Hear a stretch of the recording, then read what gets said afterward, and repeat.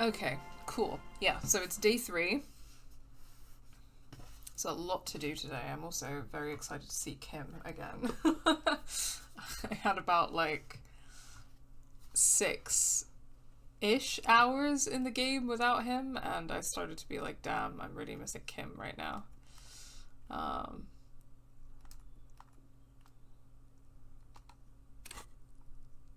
Let's see what's on our to-do list for today. Yeah, so the water lock was like blocked, and the repairs should be done by Wednesday morning, so we should be able to close the water lock today, get down to the fishing village, grab these signatures for Everard, look for Lena's husband, and I think ask a little girl about the pieces of armor. So those are probably some of the main things on our list today. But my main concern really is, where is Kim? Where is my gay boyfriend? I think I have gotten to the point where I'm just like pro-toxic yaoi between Harry and Kim.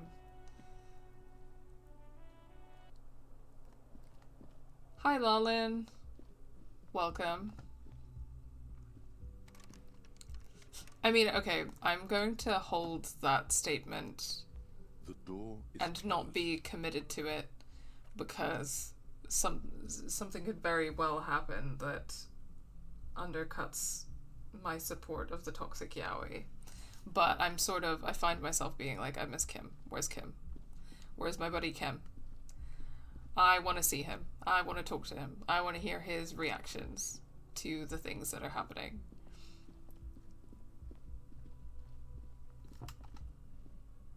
I can't do this without my best buddy Kim. There he is! Oh, it's Kim! Yes? Oh my god, Kim! That's such a... I'm so happy to see you, and all you have to say to me is yes. Can't we hug or something? No, it's just the usual default dialogue options. Wow, this is so anticlimactic. I can see that I felt some type of way about being away from Kim for literally a few hours, and this has not affected him at all. That's fine. That's fine. My father forgot about my breast reduction and asked me why the pharmacy gave him oxycodone. Oh my god. I don't even know what to say to that. If it's any consolation, I have like a anaphylaxis level life-threatening allergy to pretty much all tree nuts, except for a couple of exceptions, and peanuts. My father regularly forgets that and has offered me nuts to eat, even though that can literally kill me.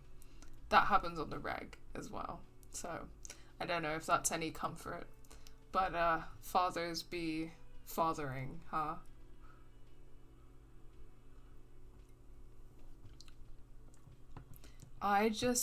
They do this often, and I know I'm biased, but often I think, why does anyone need fathers? Fathers don't know anything about you. They don't give you anything.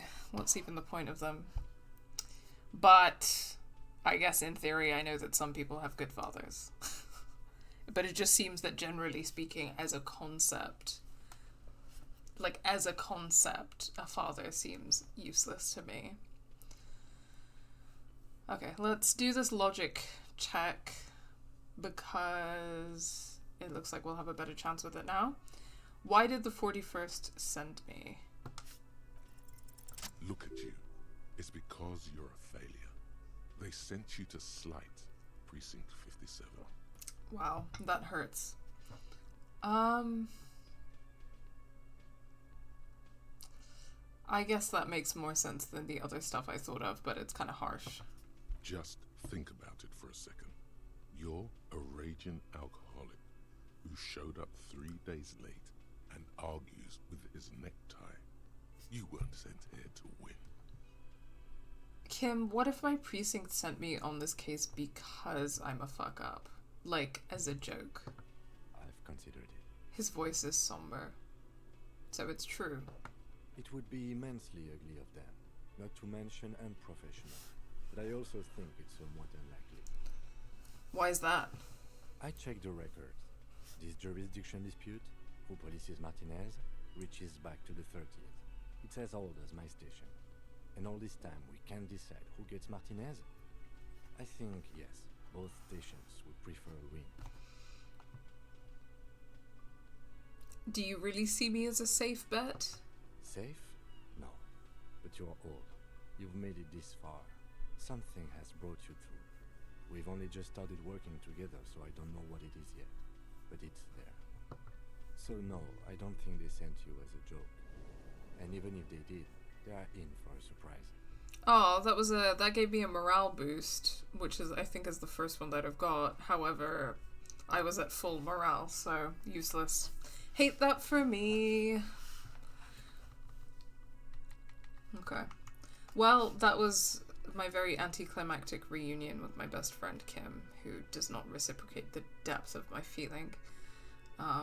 That's fine, I guess. Oh, hey. Hi, gendarme. Another rendezvous. Indeed. There he is again, the smoker on the balcony, right here in the whirling and rags. Hi. Hi. So what brings you here? I met your Sunday friend. You did? And how did you like A him? small smile adorns his face. I don't know how to tell you this, Martin Martinez, but he was evil. He was not a friend, he was a foe. You were right, he was magically bureaucratic. I didn't like him as much as I like you. There's some flirting dialogue options happening here, which is interesting. I didn't. He's a government official. I don't trust governments. I didn't like him as much as I like you. Ah, shoot. Why not? He bursts out laughing. I mean, again, he was an evil bureaucrat and a staunch liberal, so there's that. Who is he? A visitor from the first world. He's not like you and me, gendarme.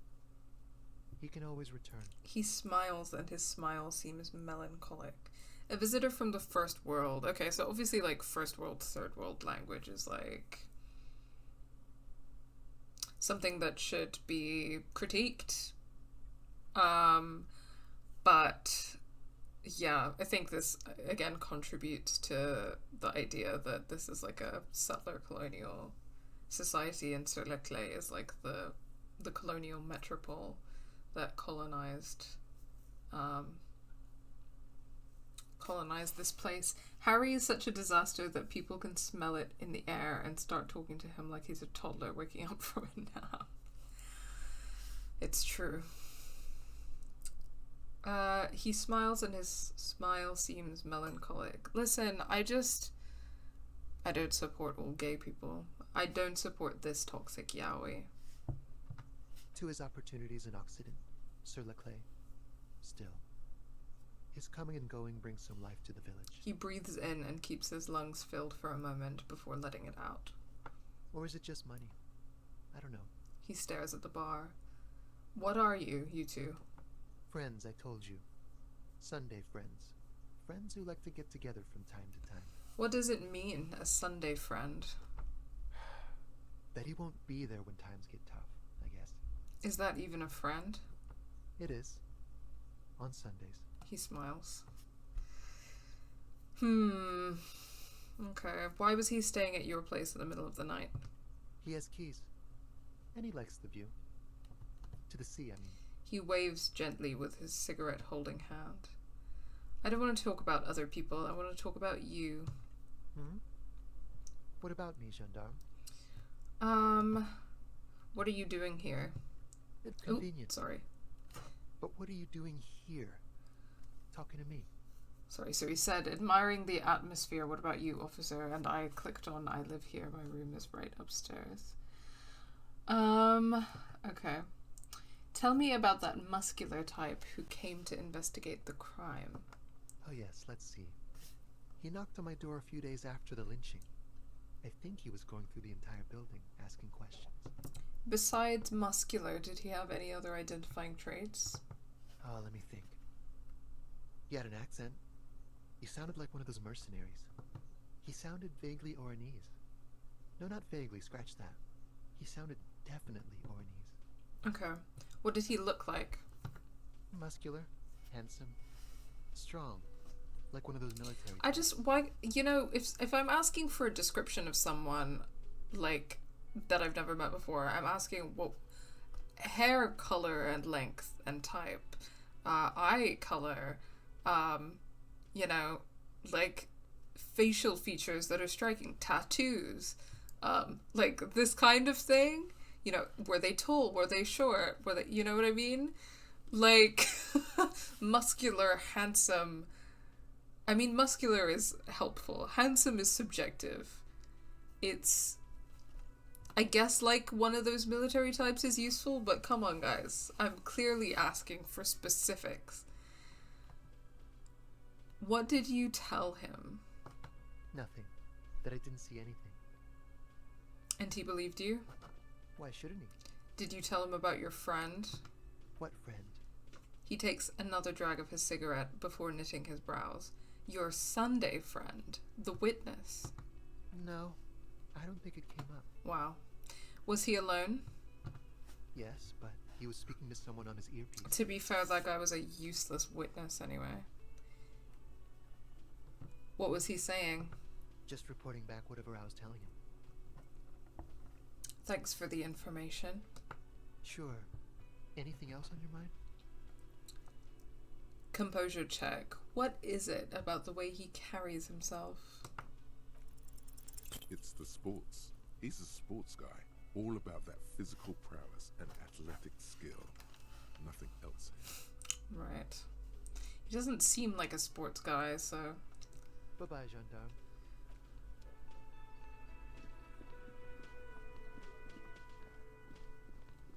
Hello. Are you new people? You look like shit. They are new people. Man with sunglasses. Okay. They look like cops or something. Maybe this is gonna be one of those like regional, local police and like federal, like police situations. So like FBI and local cop or whatever. Your ruffled face reflects in the man's sunglasses. And I don't mean that as a metaphor.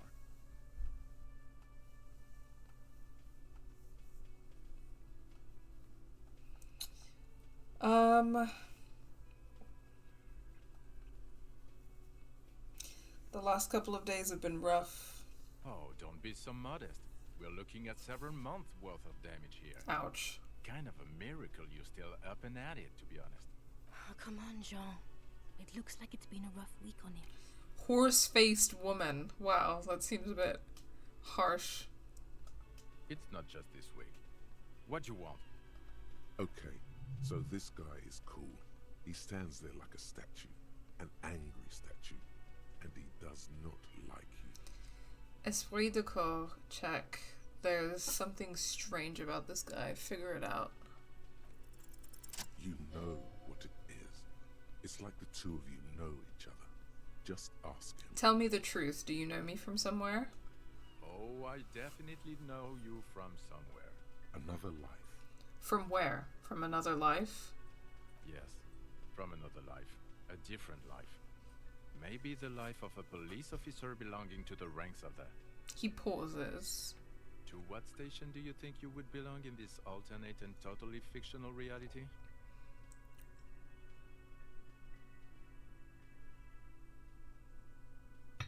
Okay, that's a... Am I... What's the question intending?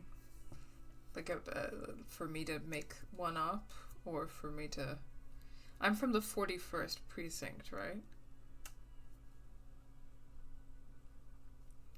Okay, I'm gonna go with it like it's a joke. Let's say 99 million or billion or trillion, I don't even know. 9999999, all of the nines. That's exactly right. Down to a fraction. No need for the sarcasm. I don't even know what to say to that. What is your goddamn station? 41st. Okay. That's plausible. That's entirely plausible. Now we're really getting somewhere. He gives you a long, meaningful look and adds, Somewhere good.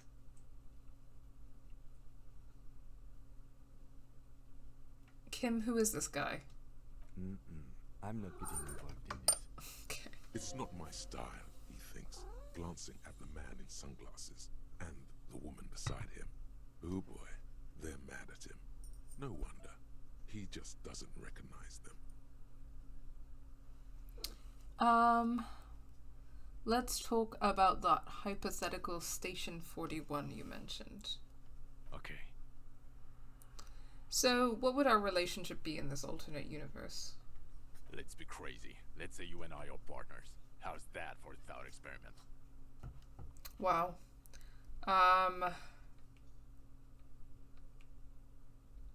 Like partners in crime, or... No, because in this thought experiment we are police officers in a police station. We don't do crimes. We're not crime bros. Well, that's no fun, is it? Come on, stop it. So, do you have a crime to solve? Oh no. You see, I enjoy watching other better cops solve crimes. And let me tell you, it's been quite a privilege seeing you work. This isn't helping. She says, shaking her head and looking at the man with sunglasses disapprovingly. Who else is in our imaginary police station? You're not going to believe this, but police officers. Wow. Yes, sir.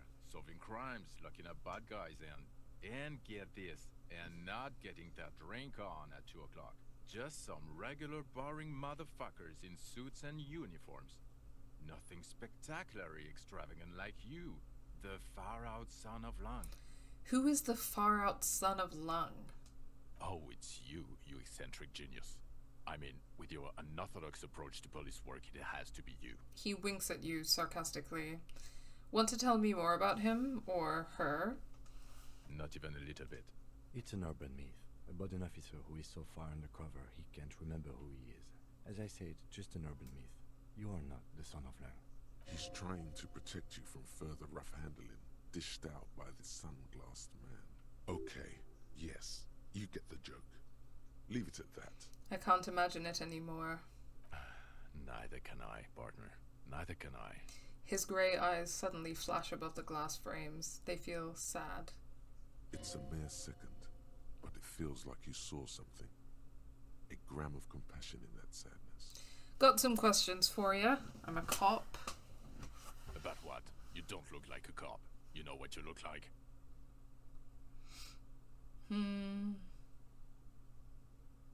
I don't know. You tell me. I don't know.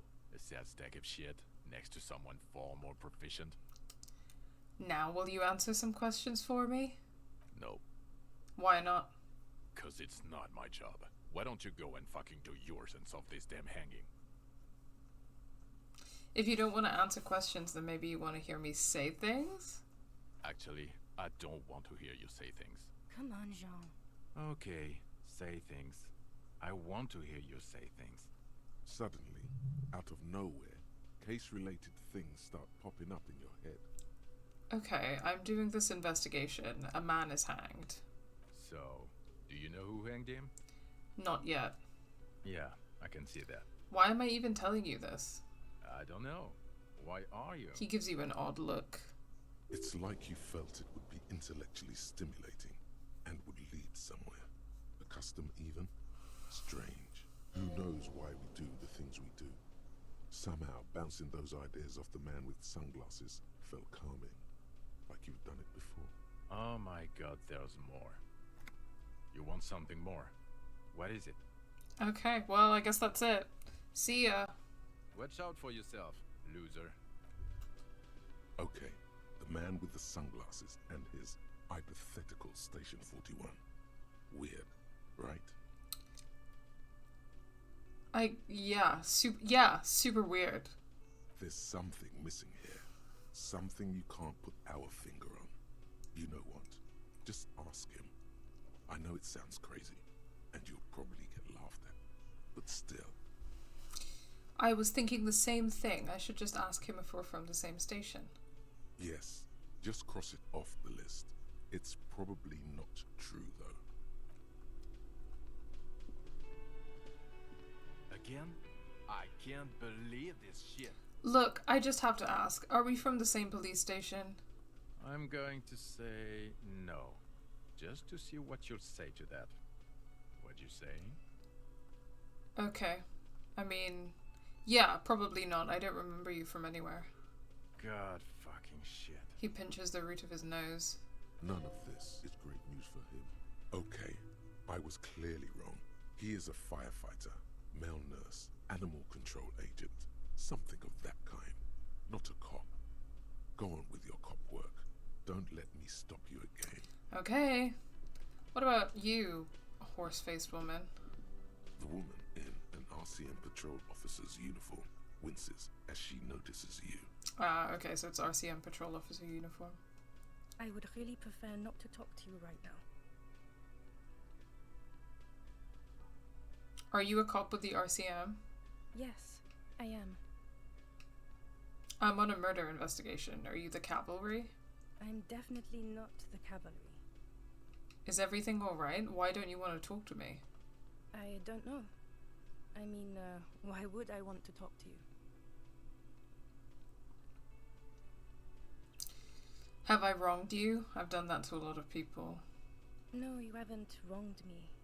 It's okay. She shakes her head and breathes out. Something changes in her. It's pity. Pity comes over her. Okay, fine. Let's talk. What did you want? So, what precinct are you from? 41, perchance?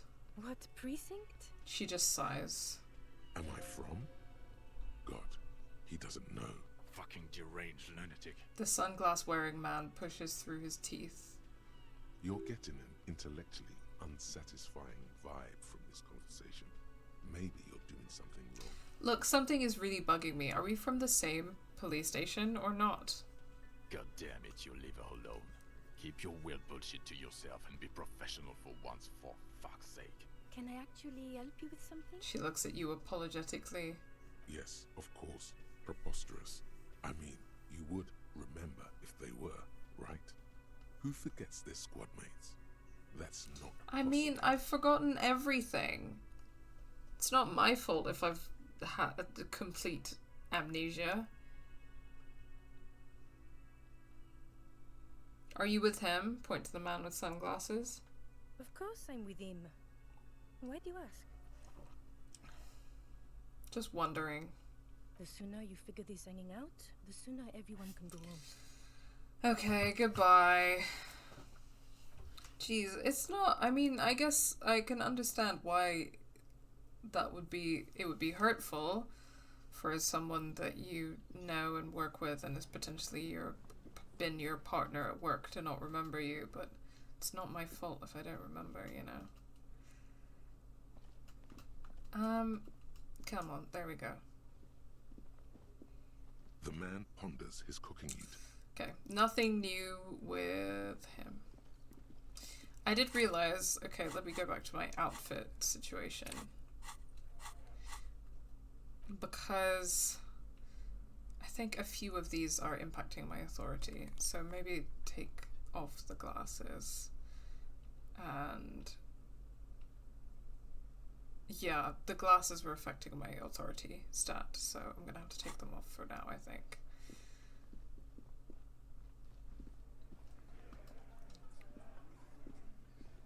Looks like the circus left town, but the clowns are still here. Titus does not look particularly happy to see you. Right, I need to put points into authority, apparently. I don't really think I have much of a choice, even though I've kind of been role-playing this in a way where I'm like, I don't particularly want to use authority. I just don't think I can proceed with those guys without leveling it up, so I may have to do that at some point.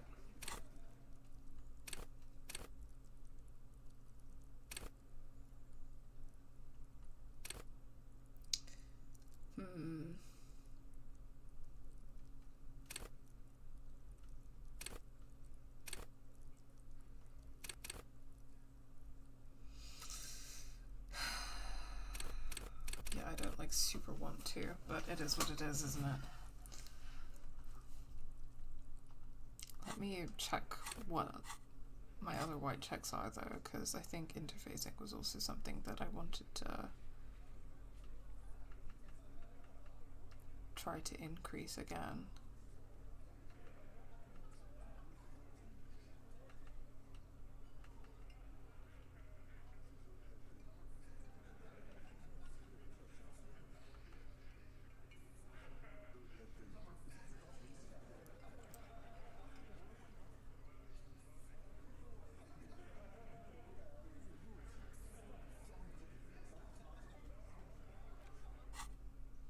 Okay, fuck it. Yeah, let's put a point into authority. I don't think I have much of a choice here.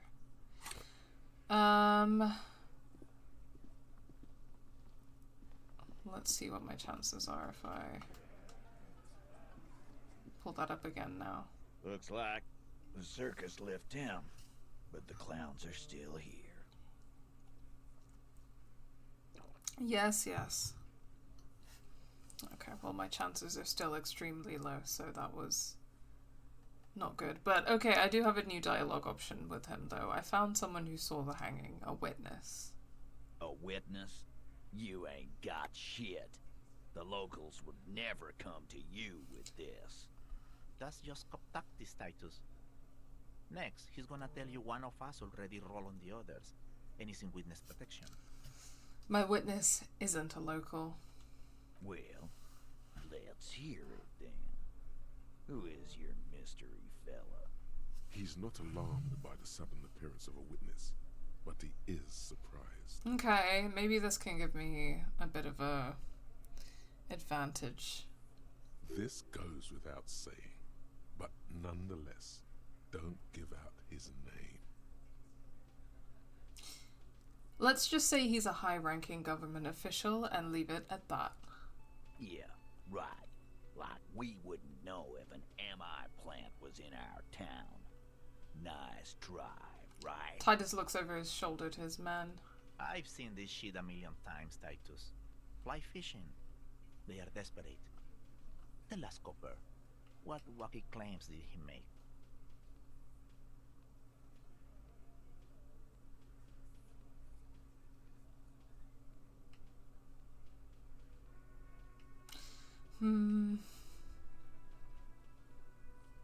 He said he saw 2 people of Areopagite descent and 1 mask. Areopagite? Boss, I think he's trying to save me and Theo. Well, yeah. What is confusing you? Eugene, Theo, and Elaine were there too. I already told you. We were all there. The witness said the hanging went down very quietly, no shouting, no commotion. It's you assholes that feel the need to go around like a fucking brass band. The Hardy Boys are dead silent. Yeah, it's like they put cowbells on you before they send you to the streets. What's with the cowbells, policeman? The witness said it all looked like a surreal play. Those flaccid MI cocks with their culture language. Everything's a surreal play or sublime whatever. Doesn't mean anything. I mean, fair enough. It means the whole scene was long and drawn out, like it was from a film. What is this fella's problem? Sorry we didn't make it more action-packed. It wasn't the first thing on our minds, you see? Shanky. It's Shanky, right? I thought there's something wrong about the lynching story. Now I know there was. Oh, I've been waiting for your opinion, Kim. It's so good to have you back. You don't know shit. I know you are lying, Shanky. He writes in his notebook. You didn't break this wagon fort, but you did manage to rattle the people inside a bit. Enough about the witness. Some witness. I pulled the same shit.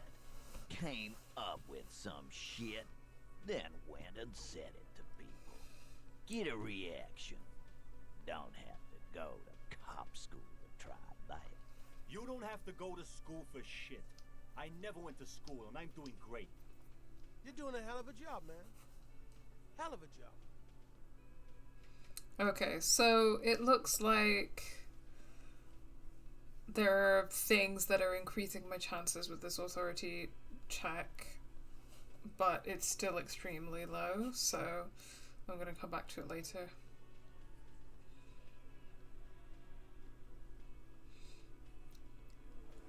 Okay, slow.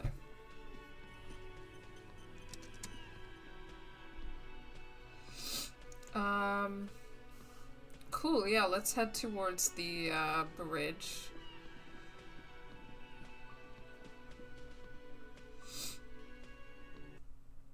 And check out the new area. Oh, and we have Kim's car back. That's good. I think I'm gonna Inside, you see a set of steering take levers, the a blast radio tool. microphone, a pull-out toolbox, and the soft glow of the fuel preheater gauge.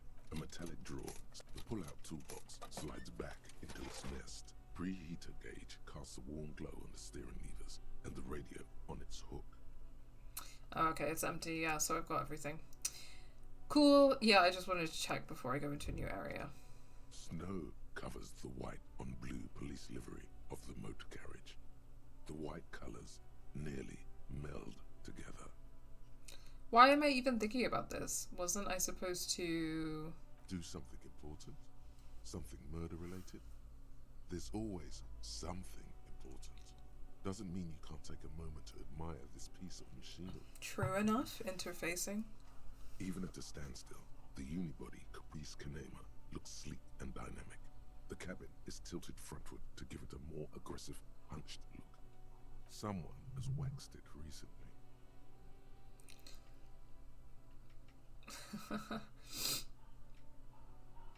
Let's compliment his car. I feel like he really likes his car. That machine really puts the loco back in locomotion. Wow, that's terrible. Point to the vehicle. Very cool. You want to take a closer look? What's it packing there? Point to the engine. 130. I reckon that's a 7-litre V12 there. That's what? A 7-liter V12? 7.2. Supercharged. The lieutenant is trying to suppress a smug smile, unsuccessfully. Saying these words brings him immense joy. Men and their cars. What in there made the internal whining sound that woke me? The infernal whining sound. You mean the coil noise? What is coil noise? When variable current passes through wires that make up the coils on the electrical system on this machine, it causes vibration in the wires and the cores of the coils. When the frequency of the current in the coils falls within the audible range, the resulting vibration creates the whiny sound you mentioned. What a binoclard. Whatever you do, don't make fun of the lieutenant for explaining this to you. Wow, how do you know all that? I have pretty much maintained my vehicles by myself ever since one was assigned to me. You inevitably pick up some knowledge on the way. There's pride in there. A trained driver knows his right. A fine machine. Run your hand over the smooth metal surface. Yes, an extraordinary machine. There's a gentleness in the lieutenant's voice as his eyes run over the vehicle's contours. It's nice and all, but why so modest? Put some zing into it. Flare it up. Slam it down. You need to slam it, Kim. Make it more imposing. Sorry, I'm not following you. Lingo it up. Drop the ride 200 mil. Get the camber to frosty minuses. I don't know what any of that means. I'm not either. Don't know why I said that. Well, maybe don't just say every little thing in your head out loud. It confuses people. Fair enough, Kim. Okay.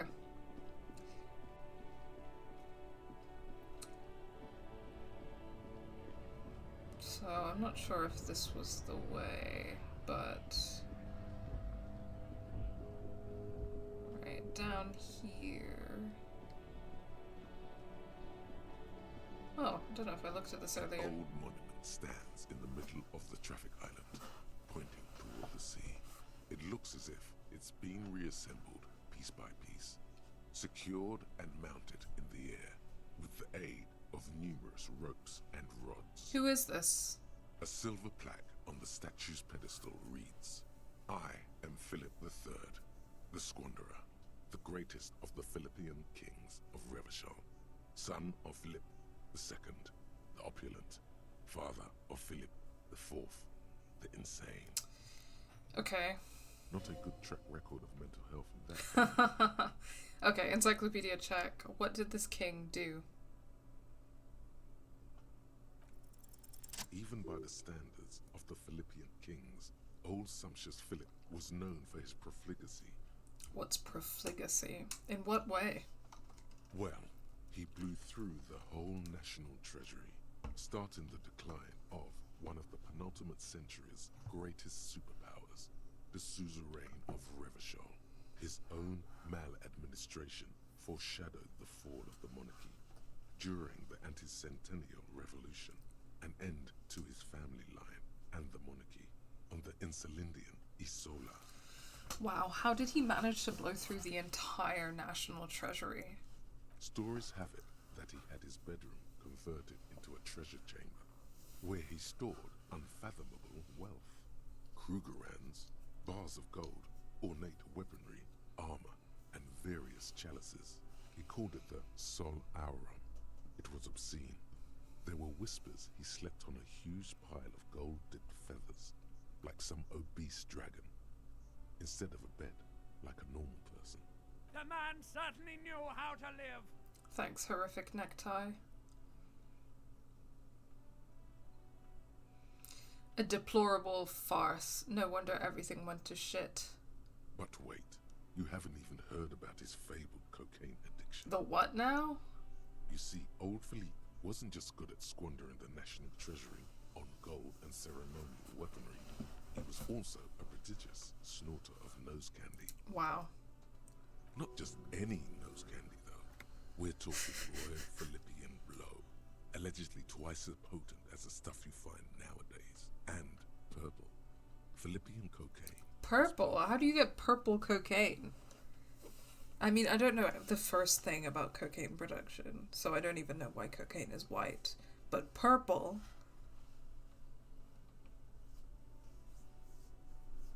This is a lot to process.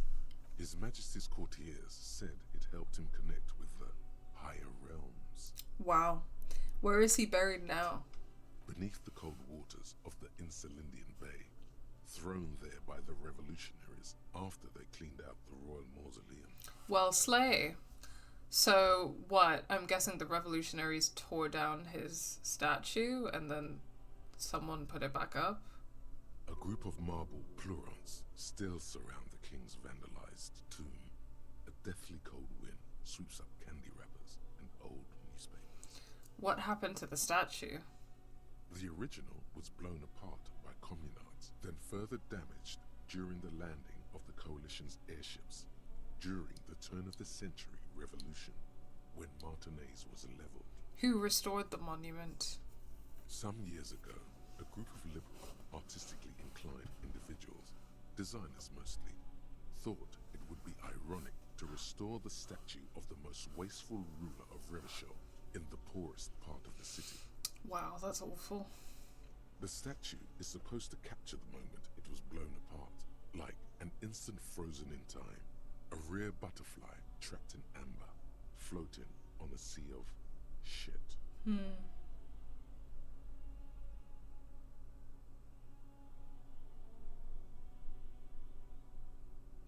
I don't know, I'm not a huge fan of nihilism, so I don't think I'm going to say the first one. I don't necessarily think it's a bad idea, I think it's interesting, but that's a bad idea, I guess I'll say that. People in Martinez tend to agree, as do many prominent art critics and thought leaders with more nuanced social awareness than the young ironists. Philip III, the Squanderer, however, with his bronze face up in the air, doesn't seem concerned about what the hoi polloi think of him in death. No, he wouldn't, would he? Damn. Ooh, what's that? Another shirt. Hell yeah. +1 physical instrument. Work it. Okay, what was the dress shirt I had before? It was -1 suggestion, +1 conceptualization. Okay.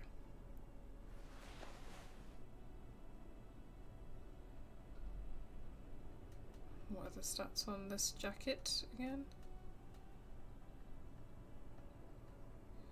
+1 conceptualization.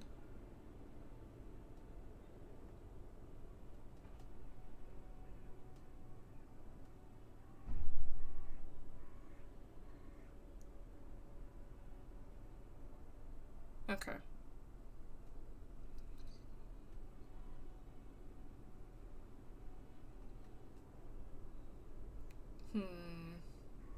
Is this what I'm gonna roll with for now?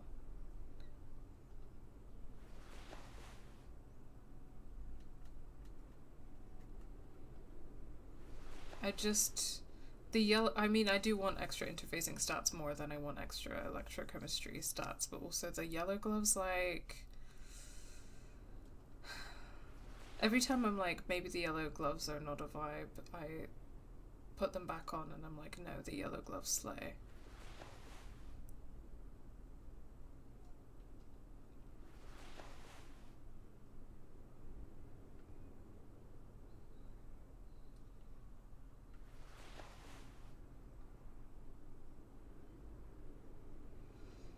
Oh, that was... Okay, no, that's the white satin shirt. The dress shirt gives me +1 logic. No, I think I want the dress shirt back. I can't. It's the necktie situation. I think the necktie and the tank top situation makes me kind of like, oh, I can't abide by that. Okay, well, we'll come back to it later, depending on what the future jacket situation may or may not be. I can't really get rid of the necktie, you know what I mean? Because it adds so much flavor to everything that's going on.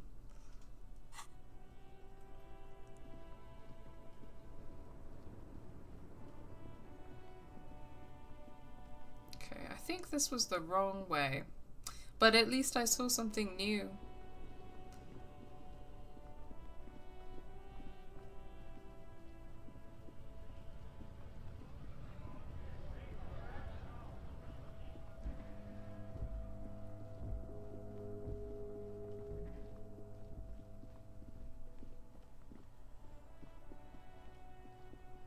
Trying to remember how I got back there. Okay, yes. Yes, okay, I remember now. So it was just down here, wasn't it? There's the pawn shop there, and then perfect.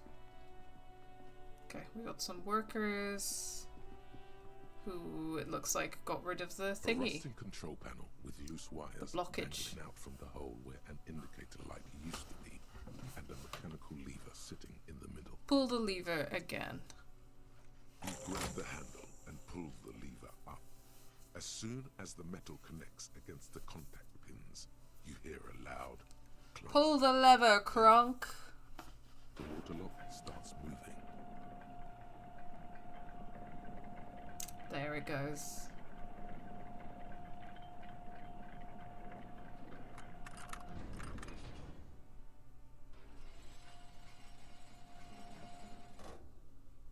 Okay, if we ever need to get to the coast, then this is the way. But please, contain your wanderlust for now. I don't want us to get sidetracked, not with everything that's going on. Oh my god, Kim. Haven't you seen our to-do list? Half of the stuff that we need to do is in the fishing village. Focus on one thing. Achieve it, then the next, he thinks. That's the task chain. I will never contain my wanderlust, Kim. The radio relay hums with electricity.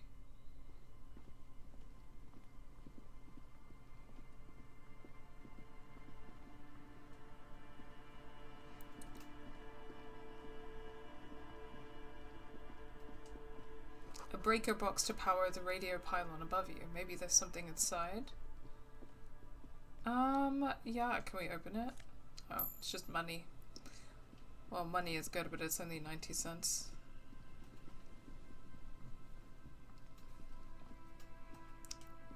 Someone has broken down the fence and the barbed wire.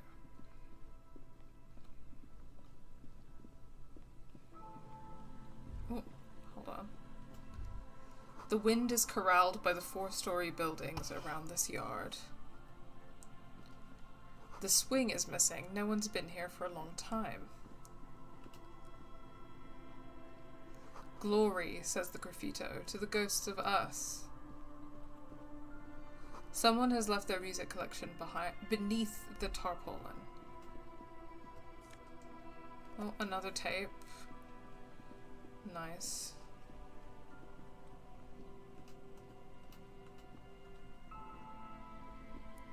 One of the things I think is really fun about this game as well is the way that, like, they kind of have made up words that are, like, similar to words that actually exist in English. Rust peels off the bent iron posts of the swing.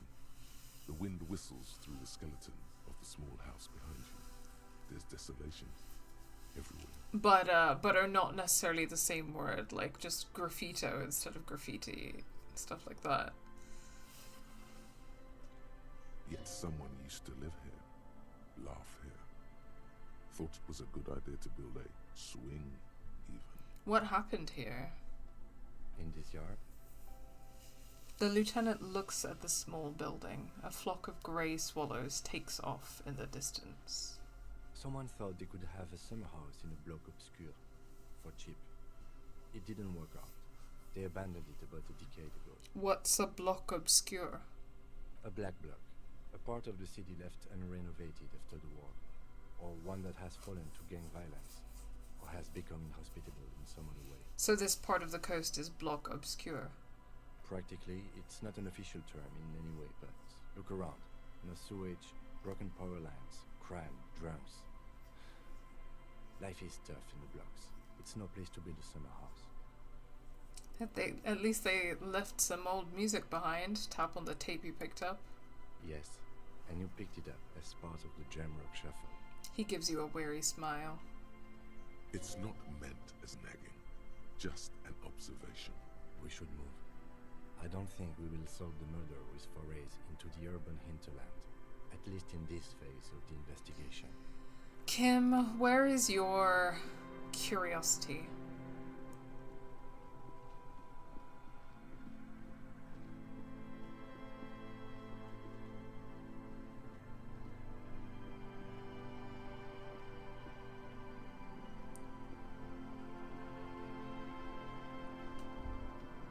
Traffic beyond the gate, more abandoned motor lorries. Oh, new pair of glasses.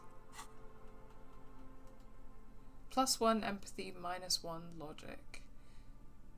Jamrock biker cop sunnies. For taking your Harmo Ryu Supersonic out for a ride on the streets of Jamrock where your heart is buried. Okay, these kind of slay. Who needs logic anyway? The sign says no entry. Someone scribbled an inverted star over it. Okay.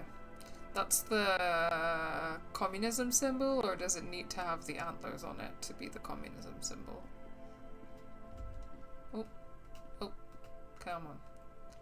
There we go. A creaking ahead. A broken axe. Grinding.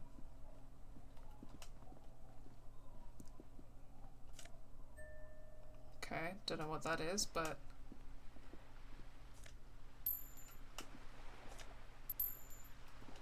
Oh, no, sorry Kim, Yes. I was not trying to talk to you. A bottle drained of all its booze, frozen to the ice.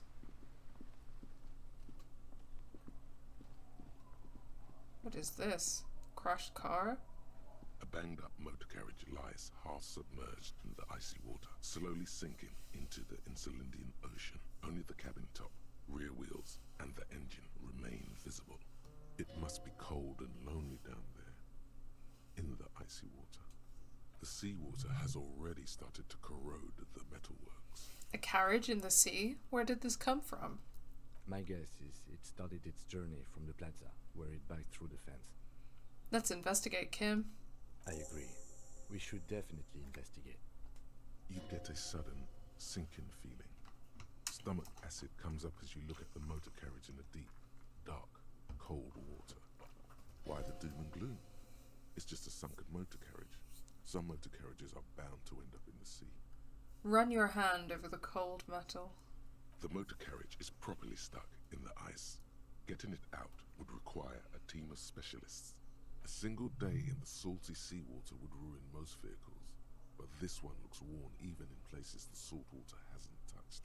I wasn't expecting Kim to be into investigating something potentially unrelated to the hanging.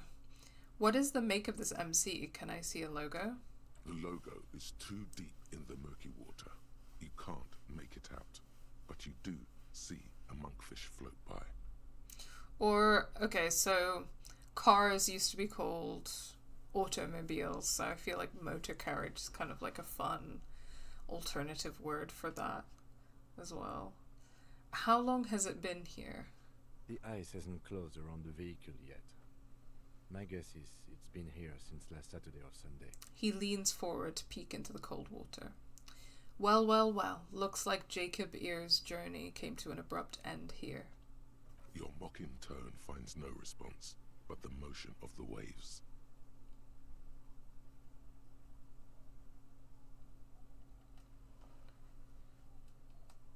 Okay, enough gloating. This is serious. Yes, quite. The lieutenant seems to be inspecting you more closely than the motor carriage. I was just making a little joke and I didn't even know who I was talking about. Who's Jacob Ear again? Kim is unhappy with me. What should we do? Let's wait for the low tide and see what's inside. How long will it take for the low tide to come in? I don't know. An hour or two, tops? Sit on the swing and wait for the tide to recede.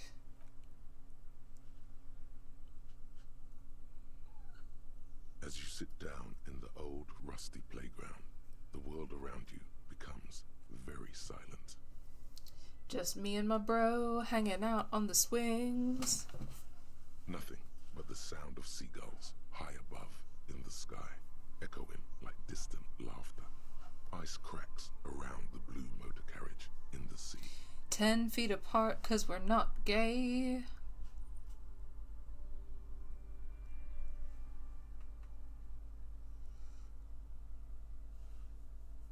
It looks very blue. Point to the sunken vehicle. Yes, it does. What's your favorite blue thing? Let me think about it. Whistle a tune. Drama check. Spit flies from your mouth, to your moustache, your chest, the ground before you. No sound though. Raining heavily here, Chief. Mind keeping it down a bit? The lieutenant must think it's rather funny. He smiles and quickly turns away. Keep blowing. That's right. Just keep at it. It will come to you. With his lips puckered, the lieutenant lets out a beautiful melodic trill that puts even the insulindic thrush to shame. You hear the sound echo on the large body of water. Clouds race across the spring sky, and suddenly you just feel better about everything. Aww. Okay, that's way better than what you did. The clouds pass in the sky, and the shadow of the swing moves like the hour hand on a timepiece. 30 minutes have passed. Time flies when you're having fun with your bro. Looks like this might take a while. Time to present a good topic for discussion. Wow. So I'm not saying the first thing because that's racist. Would you rather sit on an anthill for an hour or stand in a river of leeches? Well, historically, leeches have been used to prevent and even cure many ailments. Yeah, but not to great effects. Clouds on the horizon grow darker, and the shadow of the swing set keeps climbing. You hear the distant rumble of the city. 30 minutes pass. If you have to side with either the strikers or the shipping company, who would you choose? I really want to know Kim's answer. Luckily, I am already a member of an independent organization, and therefore do not have to choose between a rock and a hard place. But if someone puts a gun to your head? Your voice echoes on the water, strange and out of place in the environment. 30 more minutes pass. Can you make out the mark now? Detective, I've been able to make out the mark ever since we arrived. I find it odd that you haven't. C'est Coupri, Model 40. His eyes turn to you. Yes. Why haven't you? It is a simple and rugged machine, favored by working men, government offices, firefighters, animal control people. You know, those kinds of people. What do you mean, those kinds of people? Squint your eyes and say, is that a number on the side? Yes, 41. What do you think it stands for? 41 is his rank in the underground street racing hierarchy. This must be Tommy 41, the morning host of FM 41. Looks like the factory made a mistake and accidentally called this one Capri 41. I hate guessing. District something, a precinct, something municipals.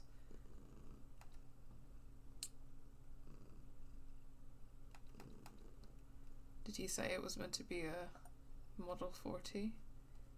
The factory made a mistake and accidentally called this one Capri 41. But it could also be the number of a police precinct. Precinct 41. Your precinct. A massive pit opens up in your stomach, and the most terrible feeling comes over you. Oh, did I crash my car? Is that what this is about? No. Just no. Say no to this, Harry. Oh my god, it's mine. I drove my car into the sea? I'm afraid so, yes. It looks like you drove your police motor carriage into the sea after you jumped across a canal. Oh dear. The badge, the gun, now this. The lieutenant adjusts his glasses and doesn't say anything. There is also a fourth thing you've lost. A fourth thing? More precious than the gun, the badge, and the motor carriage combined. Lost forever into the deepest of seas. You talking about my wife? 'Cause I know that by now.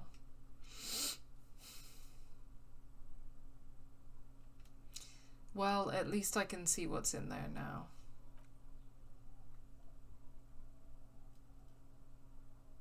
Yes. Let's go take a look.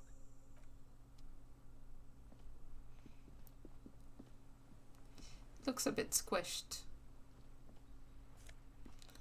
Well, there's my badge and a jacket.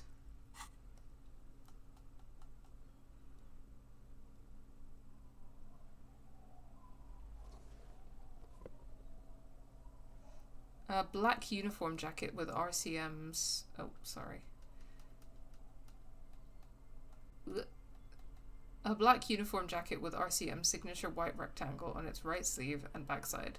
Letters inside the collar read LTN to JFR. The jacket is of an exceptional quality other than some minor wear and tear. He's kind of slaying in that jacket, it must be said. I do feel like I would like another pair of pants. But no, the black shoes go better with this look.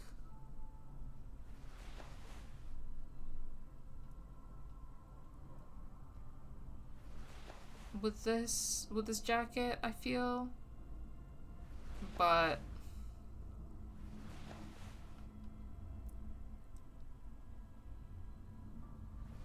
maybe I like the long coat better. I don't know. Sorry, you guys. Fashion is so important to me. It's true. It's true. Oh, I think I prefer the long coat. I mean, this is kind of cunty, but Okay, I'm gonna rock it for a while and see if I change my mind.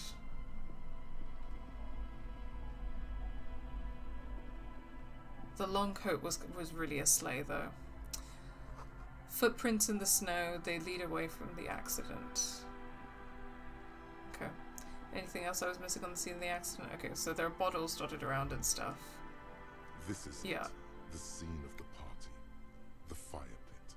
Cigarettes and empty bottles all evidence it. Don't you mean the scene of the crime? Not as such. I'm talking about what came after the party scene. Yeah, sure does look like a lot of folks partied here. I'm gonna say that, but I know it was just me drinking a ridiculous amount. Looks like they were here a while, judging from all the bottles. The sunken motor carriage provided them a focal point, like a goose ice sculpture or a chocolate fountain. I'm not sure. Maybe it was just a group of people, but I also have a feeling it was just me being horribly depressed. Hey Kim, looks like we've had a couple of partygoers here. Looks like it. Looks like they had a great time laughing here. This was some kind of theater to them. Was this party against the law? Okay. This was some kind of theater to them, a circus production by a great clown. Hey, let's keep moving, detective. The lieutenant adjusts his glasses. Somehow, he doesn't want to dwell on it. Oh, Kim, you're so emotionally distant. This toxic yaoi is really doing the thing. It's being yaoi and it's being toxic. There's a boat tucked away underneath the tarpaulin cover.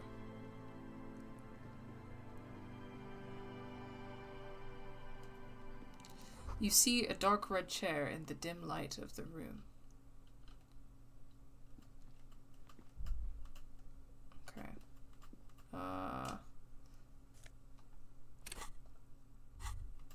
Wrong button. A bow tie? I hate bow ties, actually. Ugh, I hate that. I really hate bow ties. I don't know what to tell you. It's a whole thing. It's only a red chair. Just a red chair in an empty shack, with what looked like a dusty bow tie on the shelf. Nothing to see here, right? Hey Kim, where are we? In someone's abandoned shack. On the coast. In Martinez. In Ravachol. He's afraid you've forgotten suddenly. What's with the red bow tie? Show it to him. It's just a piece of clothing you've picked up. You do that, officer. You collect clothes sometimes. Called the fuck out. He sounds a little worried. It's an odd habit. Don't be worried, Lieutenant. Clothes are therapeutic. You better not fucking think about ditching me for some shitty cum-stained bow tie! You and I are gearing up for the final showdown that's gonna be off all walls. You wait and see. It's okay, horrific necktie. I would never trade you for a bow tie. Bow ties are ugly and they suck. Yes, agreed. You should never take your necktie off. Ever. What's with the red chair? Nothing. It's just a piece of furniture. He looks at the chair, gathering dust. Red paint is peeling off it. Looks like blood, no? Okay, let's move.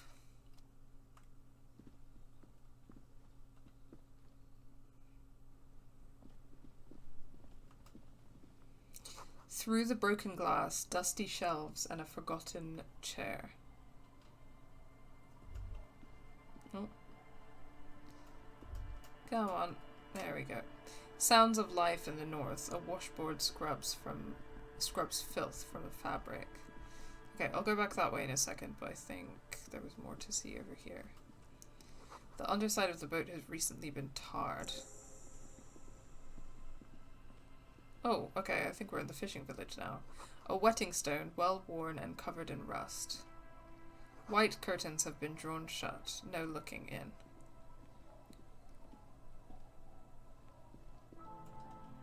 You see dust-covered linens, dried tulips on a bed. Yes, new pants! Sorry, what are my stats on that? +1 to Kingdom of Conscience. Moralist pants. Oh god. Tailored trousers in light brown, moderate in every aspect. They're absolutely unremarkable. In other words, perfect. Oh god damn it. But they do go better with this outfit!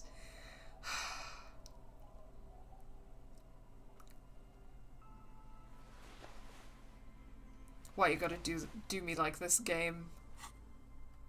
I'm just trying to do fashion.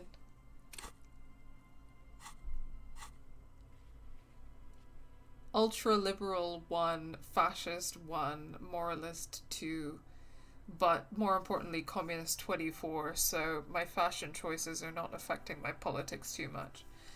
Sorry Cop 11, Apocalypse Cop 1, Superstar Cop 1, Boring Cop 2. So mostly I'm Sorry Cop, which aligns with being a communist because I don't want to be a cop.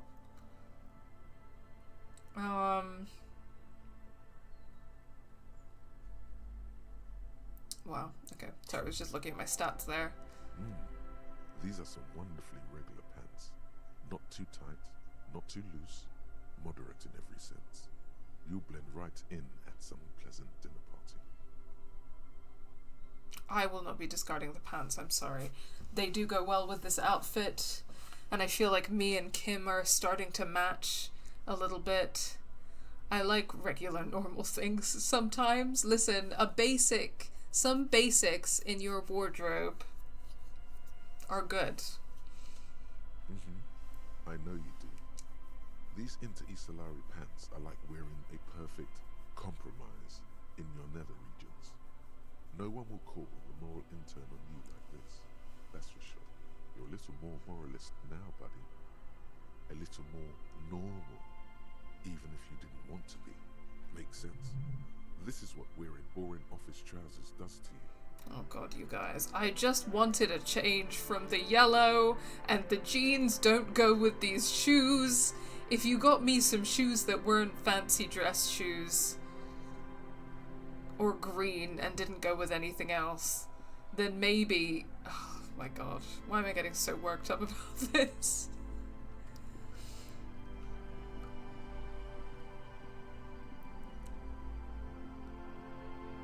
Come on, Harry. There we go.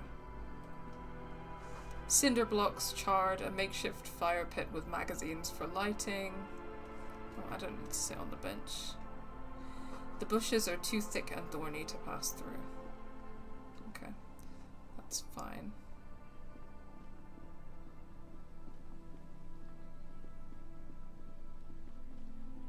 That's from the way I came around there.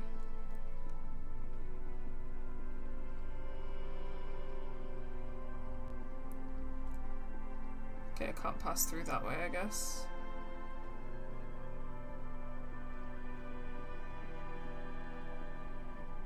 Kids. Maybe they're more normal than Kuna.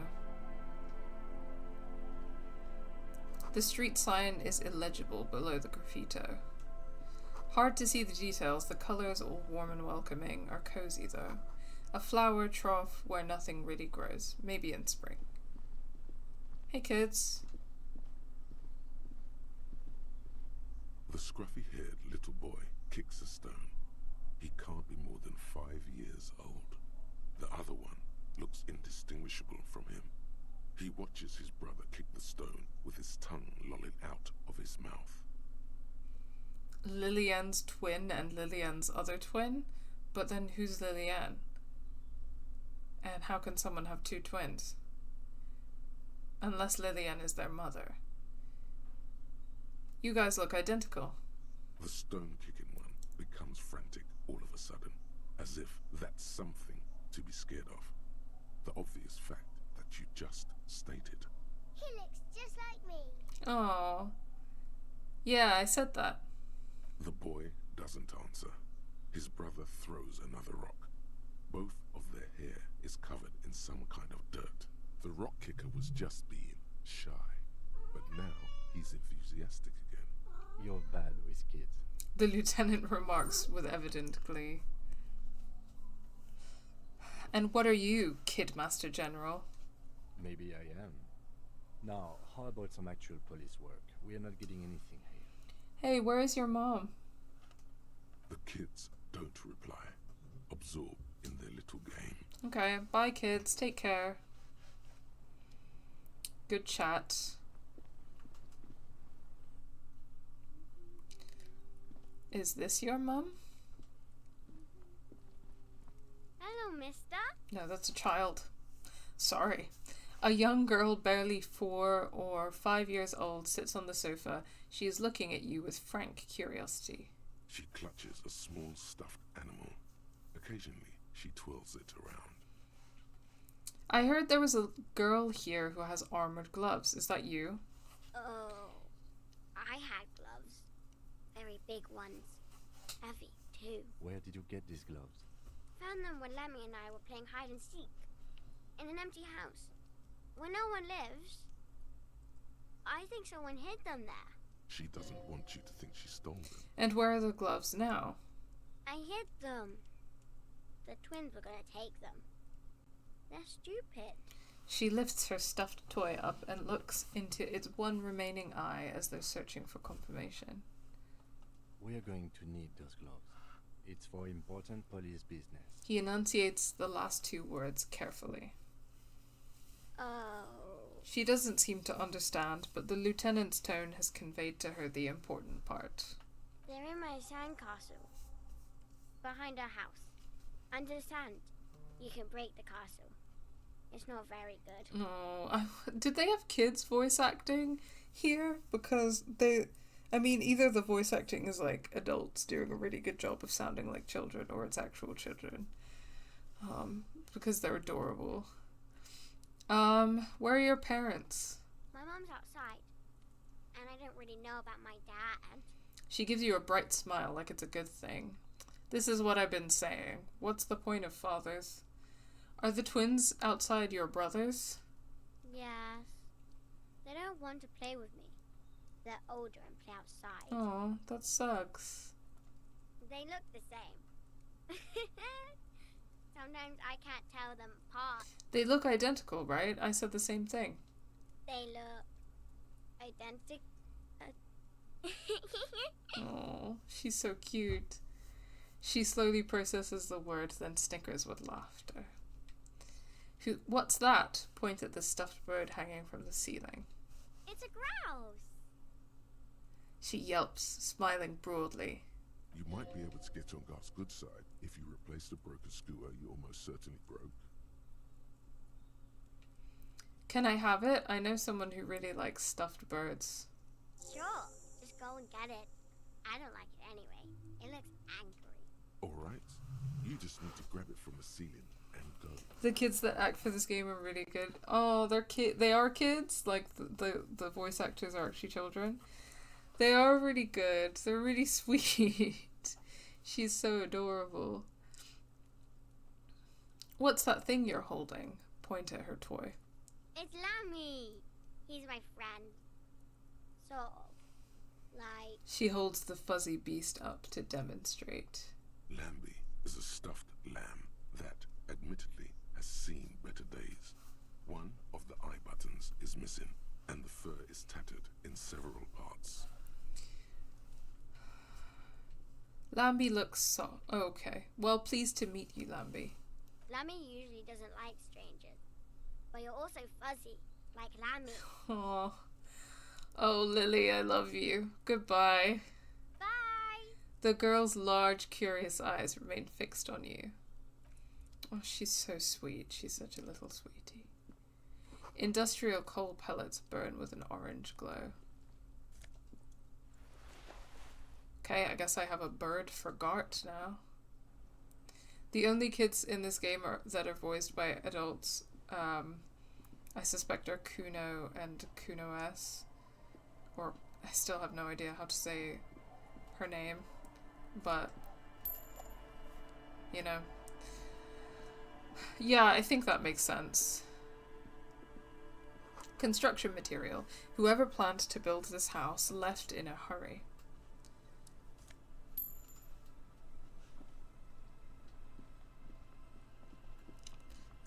Their mum? Washerwoman. The woman next to the bucket of clothes hums an odd melody. Her eyes are closed. Welcome to the fishing village. Please lean in closer. I have cataracts. Then how does she know you're here?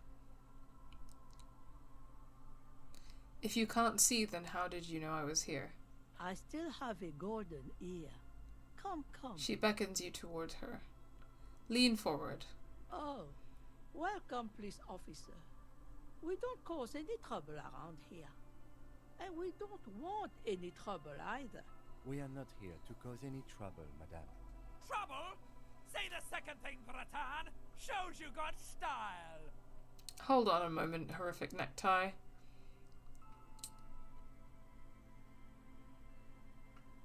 Well, okay, my options here are we're cops, we don't cause trouble, we take care of trouble, which I do not really believe in. But the other option is we're cops, we're hellraisers, click, click, bang, bang. And I don't really want to worry her. So I think I'm going to take the L and I'm going to lie just because I don't want to, like, freak the woman out.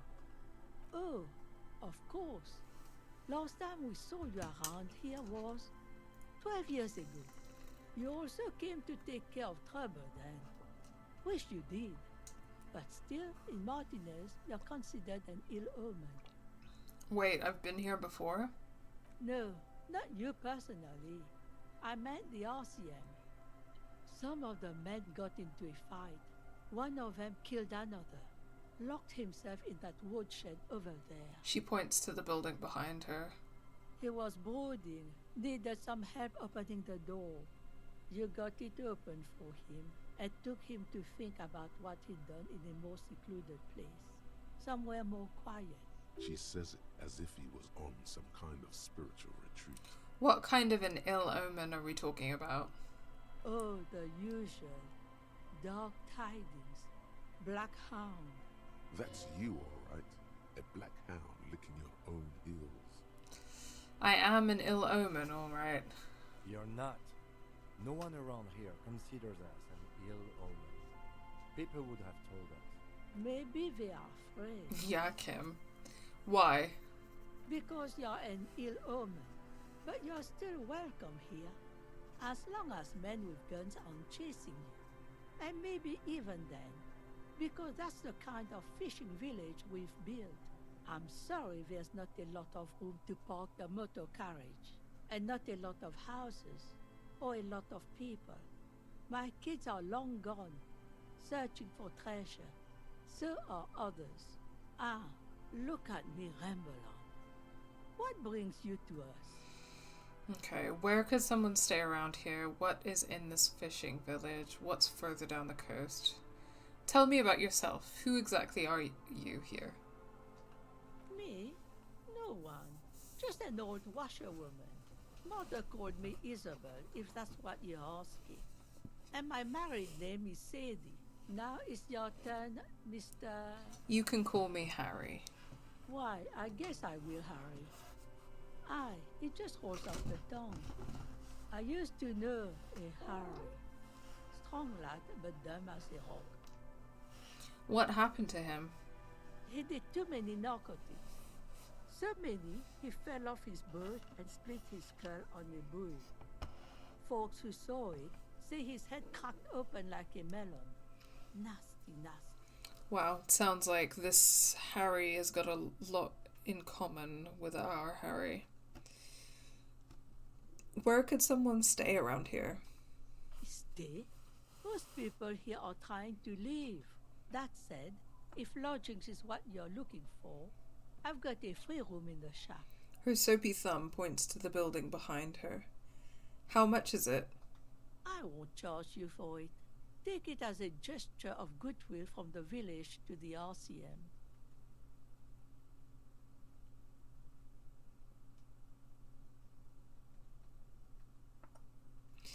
Well, it's free, which is, I mean, that's very generous of her. It's a better deal than what we've got going with Gart. So I don't know if I can have them both at the same time or what the situation is there, but you're just giving it to me? No one is using it, and God knows it's not much anyway. You can stay there. There's this guy, Gart, who makes me give him money every night just so I don't die out in the cold. That's exactly how they get ya. That's why we built our own cinder block houses on the seaside. So we don't have to give money to those crooks. We might not look like much, but they are ours. Why isn't anyone using the room? My kids grew up and left like they do. The house is long empty now. I live in the small side attachment. It's easier and cheaper to keep warm. Fuck it, yeah, I think that this seems like a better deal than the whirling in rags, so you've got yourself a new tenant. Don't make an old woman regret opening her house to the police. A key appears from under her apron. She hands it to you. Well, if you are not in the hostel in the morning, I'll know where to find you. Here, in a shack. He's a little relieved you're no longer in that room. Finally, you have those lame-os of matinees off your back, Bratan. This looks like a great place to bring chicks. Well, mostly I'm broke, so there's that. And also there's people at the hotel are probably going to be happy that I'm not around anymore to fuck shit up for them, so... What's in this fishing village?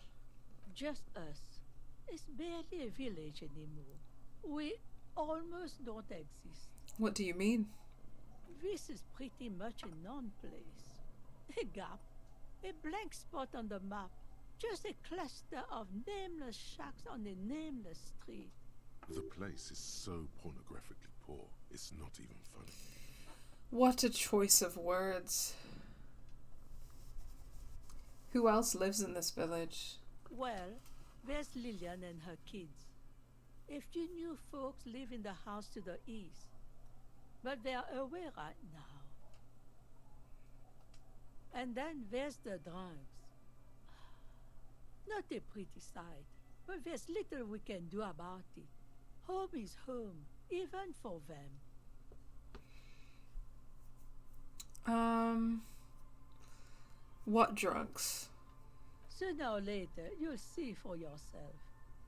Don't have to look long to find these guys. There's got to be something here. Tell me. Over there, you can find more of the same. Shacks and trees growing wild. That's the pox. Between here and Jamrock, a dusty sea of old trees, all covered in industrial soot. Small houses under them, an overgrown park. The pox? What's that?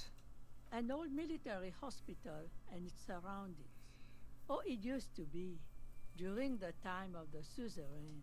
After the war, it was turned into a goodwill hospital for shell-shock veterans and folks looking for some quiet in the old sanatorium gardens.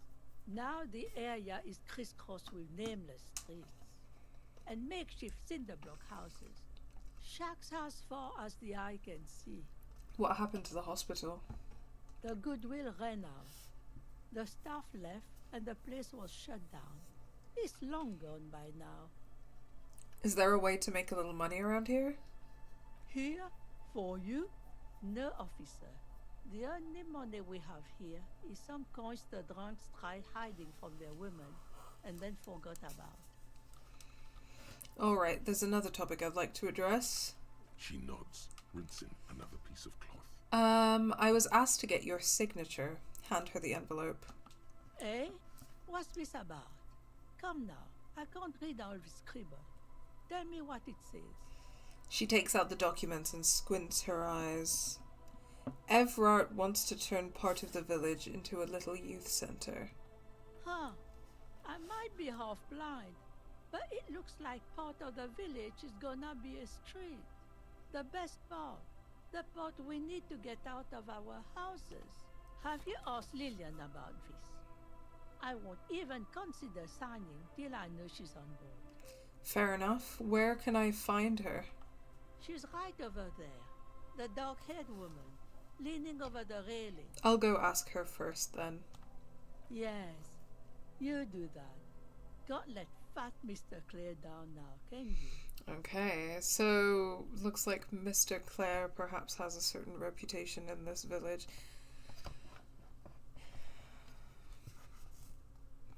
Goodbye, I'm off. Oh, sorry, what's further down the coast? I forgot to ask you that. Not much. There's the abandoned church, the DeLorean Church of Humanity. It's been there since before my time, even. Why is it abandoned? Some things just don't fly, officer. Look around. Who'd go to church here? They built it 300 years ago. Must have been nicer then. So, they don't hold services there anymore? The Ecclesiastes? No, we've tried, but things just keep happening. Crime, accidents, other things. The place never stays open. It's a pity. It used to be such a nice church. She's not telling you all she knows. Keep her talking. What else is on down the coast? Before you get to the church, there's some ruins, an apartment complex, or some kind of electrical plant. Run-down bunch of houses, empty. Which is it then, apartments or electrical plant? I don't know exactly. A pre-war place. It used to be something. Before the war. I wasn't here then, you know. Was born in Samara. Anything else of note? Of note? The old fish market up on the boardwalk. But it's closed. That's it? There's got to be more along the coast. What? You're one of those real estate people with big plans? If you want a development opportunity, you can check out the abandoned building over at Land's End. Used to be a supply depot, we think, sending goods and ammo across the bay. It's jammed shut though. We tried to get in, see if there was anything to sell or scavenge, but it's impossible. And now you know everything there is to know about this coast. She drops a bar of soap into the bucket with a splash. Goodbye. Okay, I'm very intrigued by... You can't see into the house from this angle. I'm very intrigued by this village. The door has seen better days. The layer of paint has started to peel off due to the salt and wind from the sea. Even the lock looks slightly rusted. Unlock the shack door with the key. I'll wait outside to give you some time and privacy to check out your new living arrangements. But just so you know, after we are done with the day, I'll still be staying in the whirling in rags for the night. We'll meet in front of the shack in the morning. The key turns with a satisfying click. You can enter the shack now. Well, that's all right for you, Kim, but I have no money. The floorboards creak under your step. The intricate engine heat hums quietly, giving out pleasant warmth. Old science fiction magazines, an almanac from 39. A brisk coastal wind still howls against the window of the shack. Occasionally, the waves crawl in under the foundation, producing a low hum. Listen. The room feels muffled, like you pulled your hat over your ears. Outside, it is cold and windy, but you're inside, and it feels safe and warm. What is this place to you?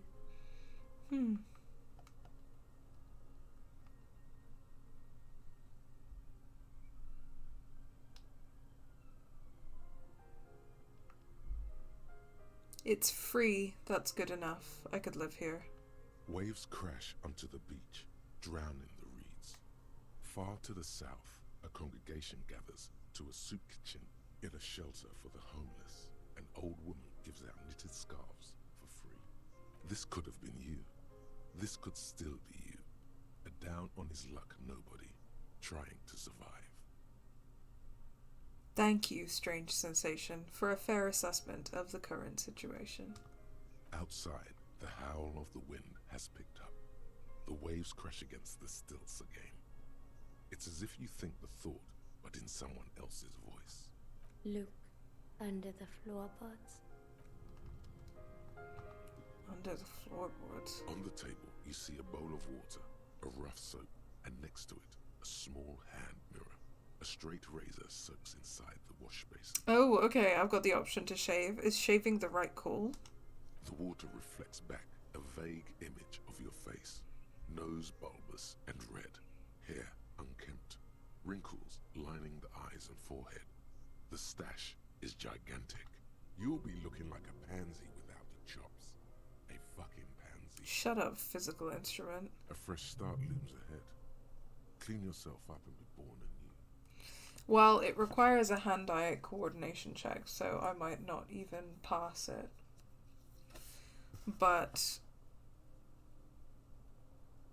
sometimes when you're in a bad place, some kind of a physical change, like a haircut or shaving or something, can feel quite nice. So, fuck it, yeah, let's try it. Your hand trembles as you scratch your cheek. Oh no, that's not how a grown man shaves. Leave it for now. Thank God, I would have cut your throat. Try it later. An old mirror hangs on the wall. You see the reflection of your face in it, adorned with the expression. Okay, so we still have a mirror in here where we can try and fail to do something about the expression. Okay. I'll come back later, I think, with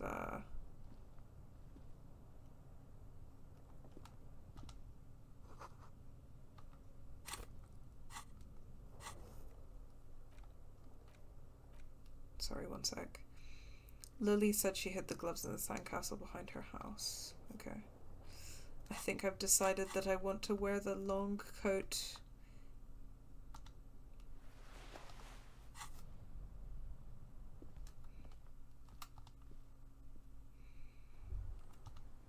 Inside you hear the cozy sound of some kind of heater sputtering. Yes, I think the long coat is more of a sleigh, it must be said.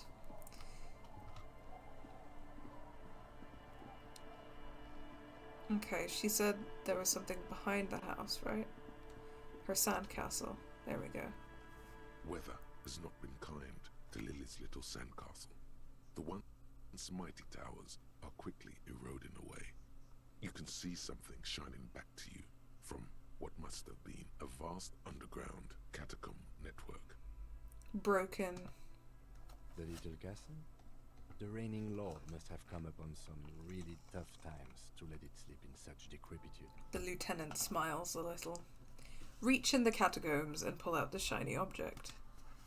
The walls and floors give way to the giant's greed, collapse and present you with a pair of ceramic gauntlets. Congratulations.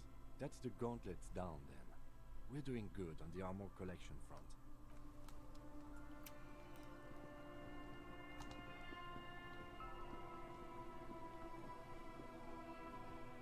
Rust-eaten letters read Mazut.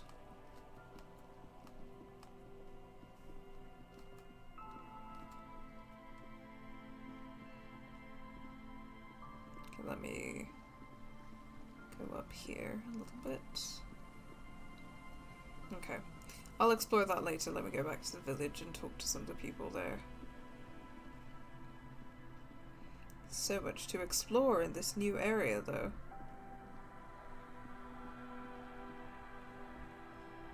Okay, there she is. That's who I gotta talk to. What are these doing in the fish? Boots!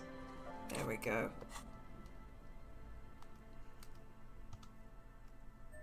Oh, gauntlets!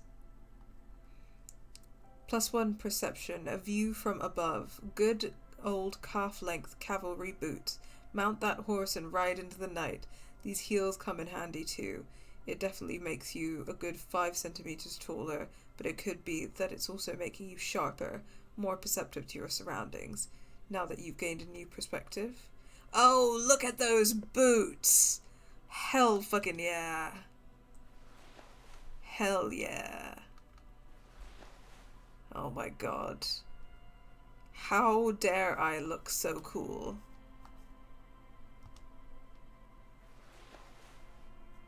No, I think it's got to be the long coat. I think it's got to be the long coat. Wow. Can't believe this is my life.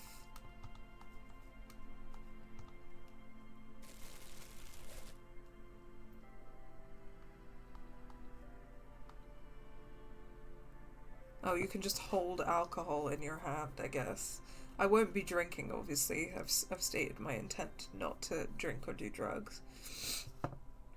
A large crimson bottle of cheap sugary wine made of poverty, sugar, artificial taste enhancers, and a vague memory of grapes.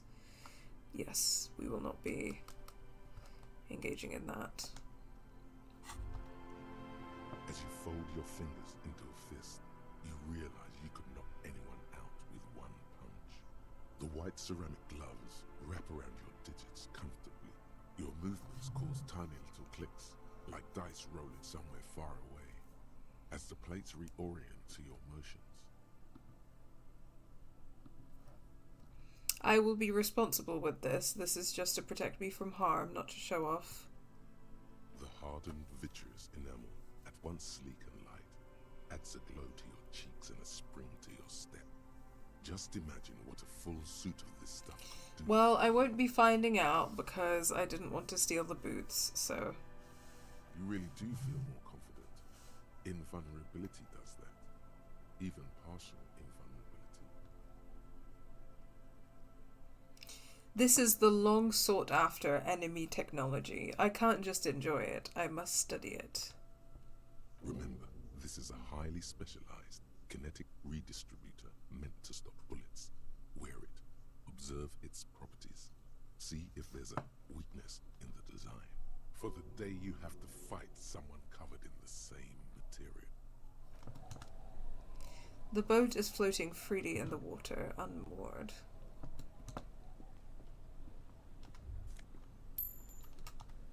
The planks creak beneath your weight.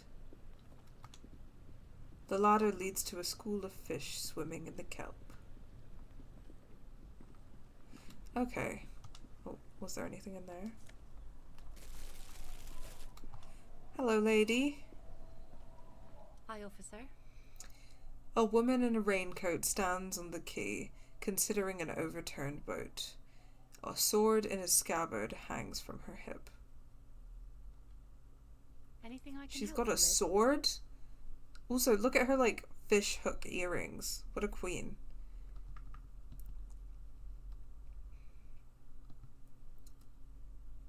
I have questions. The first is, what is your name? The name is Lillian. People call me Netpicker.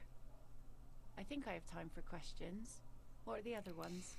So, yeah, this must be the mother of Lily and the twins?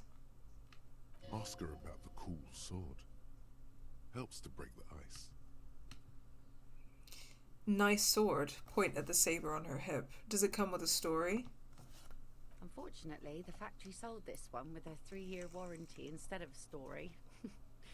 It's to intimidate folks, mostly. She smiles at her own joke.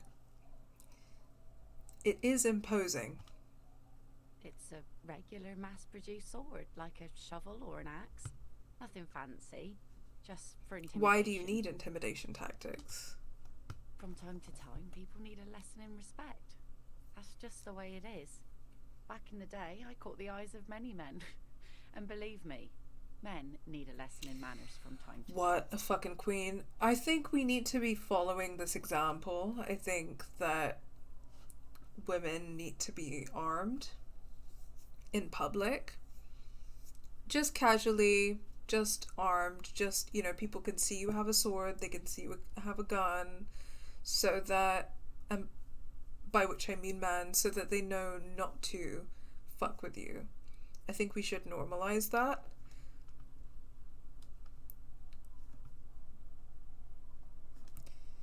So where are all the men now? Some went to patch their wounds, their lesson learned. Others were more thick-headed. And one of them, I ended up marrying. Where's your husband now? Gone. Gone where? To the waves. The sea took him. It was a long time ago. Her eyes stop in yours. Oh, say no more. Wait for her to continue. He didn't respect the sea. Went out there, drunk like a skunk, and sure enough, one day the boat was found floating empty. The bloated corpse turned up 2 weeks later. Now, before you tell me how sorry you are for my loss, know that it was 4 years ago, and I've moved on. There's only so much mourning you can do for a drunk with sinewy muscles.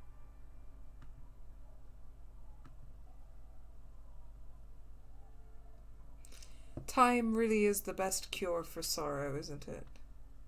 Us working folk don't have the luxury to be bedsick with melancholy. I buried him, mourned for an appropriate amount of time, and went on. Yeah, I mean, it's an unfortunate thing though, isn't it? Human beings deserve the time to grieve, but under capitalism we often don't get given the time to grieve. We just have to...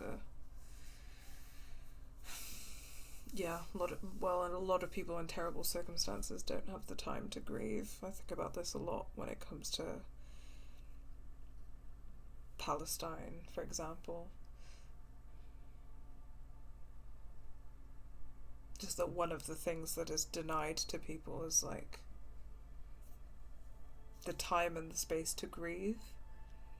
I don't often think that we like think about that or talk about that as being a privilege, but unfortunately it is. I mean, obviously it should be, everyone deserves that. It should be a right that everyone is able to access, but it's just not.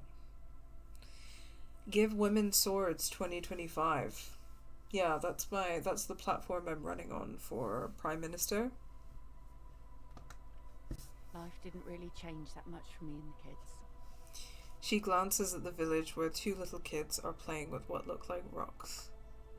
This is neither a touchy nor a very interesting topic for her. She looks like she's ready to go on a date with another, better, drunk. Ask her. Both of you could need something. Nope. Do it! Hit on the widow! It's the right thing to do! What do you do around here? Like I said, fish mostly. Sail the waves, take care of the kids, pick nets. Right now I'm tarring a little skiff. What else? I sell the fish to people in the Delta to serve at their fancy restaurants. Authentic insular Indian cuisine. Is that enough to make a living? Sometimes I also walk to the beach to see what the sea has given up. The sea is full of surprises. This is what is called a conversation. You don't have to be guarded right now. Interesting. What have you found? Wood, pieces of glass. Every once in a while we see dead bodies. Human, animal, fish, other odd sea creatures. A mine washed ashore once. Bottles, drugs also. Lost cargo in general.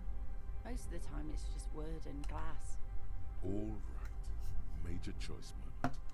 You only get to ask one thing. It would be weird to say them all. Choose wisely.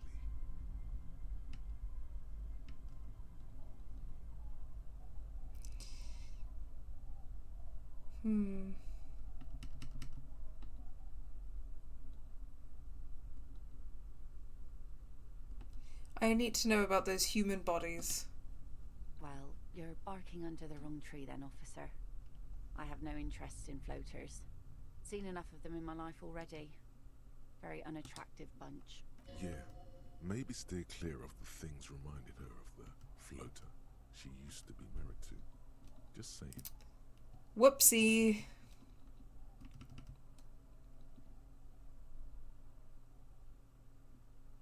So that's your skiff? Point at the overturned boat.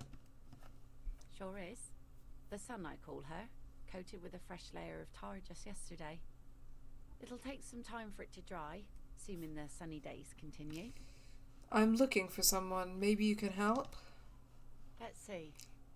Who are you looking for? I'm looking for missing cryptozoologists.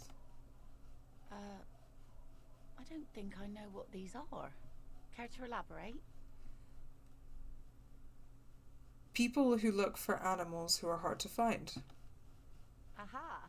Like Snowmen? I haven't heard about those. 2 old guys have been wandering around here, nose in sand, talking nonsense about snowmen and the like. Where did they go? I don't really know. Further down the peninsula, I guess.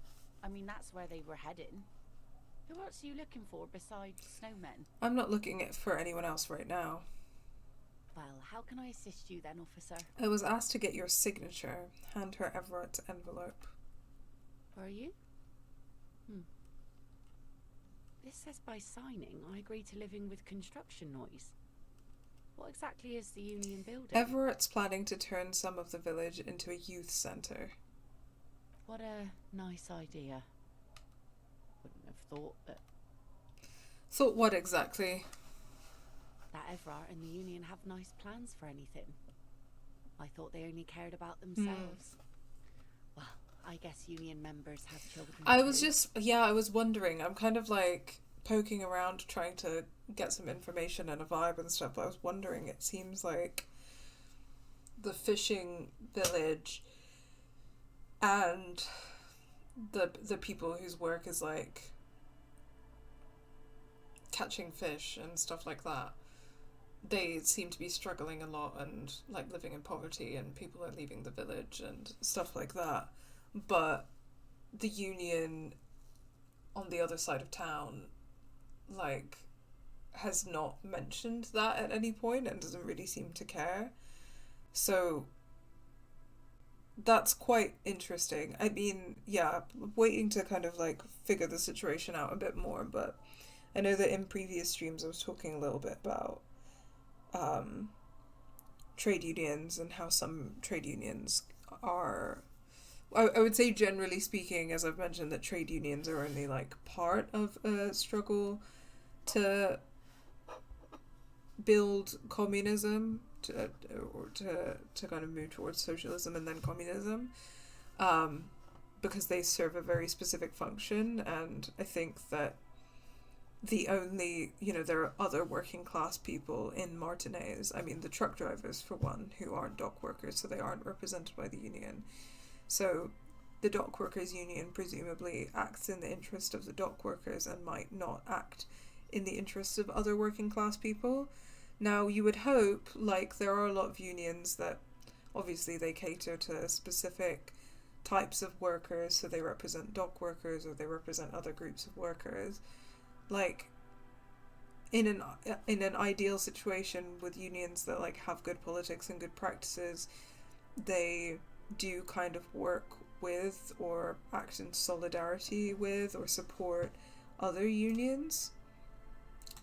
But it seems to potentially be the case that the dock workers union might not be very interested in helping like other working class people outside of the dock workers.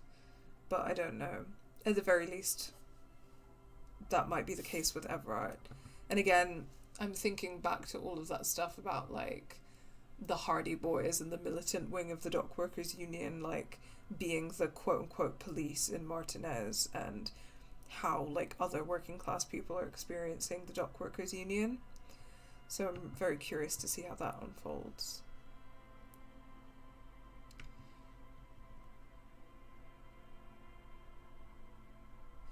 I don't know. I don't know how to feel about this. I don't know whether or not to encourage her to sign the papers.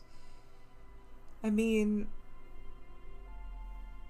the thing is, like, it's because I don't know what's going on with Everett, but he gives me a bad feeling, and I don't really trust him. It's like, on paper, a youth centre doesn't really sound like a bad idea. Right? Like, a youth centre sounds like a good idea, but what's gonna happen to the people in the fishing village, and what's gonna, like, are some of the dock workers gonna move into the fishing village? Like, what's the... I don't know. Have I read the letter? No, I haven't read it yet. I'm silly and I didn't realize that I could read it. Let me go to my inventory. Oh, I don't think I can go to my inventory. I think I have to make a decision now. Lalin says that they chose to leave these poor people alone. I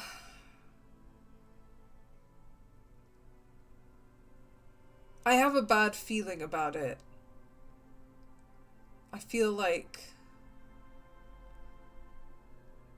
as I've mentioned many times before, I don't really feel like I have enough information.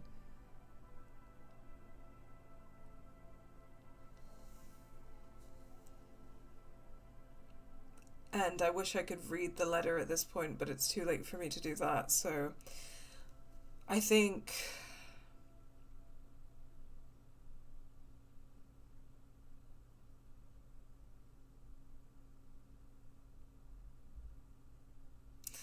I'm gonna leave it. I don't know if I can change my mind later or not, but I have a bad feeling about it, and I don't want anyone to sign any papers without making an informed decision. Aye, if you say so. Probably better that way. I mean, who likes construction noise? Okay. I'll come back to that later. Oh, you can return and ask her to sign it later. Okay. Let me read the letter then. Didn't realize I could do that. Thank you for the heads up.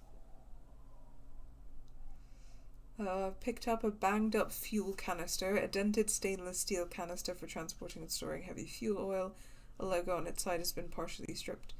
Over years of use, the government issued red dyeing fuel oil inside looks like paint, though it smells much worse. Got another postcard. This one depicts a forest of smokestacks releasing fat plumes of smoke into blue cloudless sky. The tinge of age, the colour of old teeth, gives it a sickly look. Written on the back is a single sentence, repeated twice. I got out, I got out. No addressee. And there's the ruffed grouse taxidermy, the dead body of a grouse stuffed with some unknown material. From a distance, it might just pass off as the real thing. The bird itself looks extremely ruffled and slightly grumpy.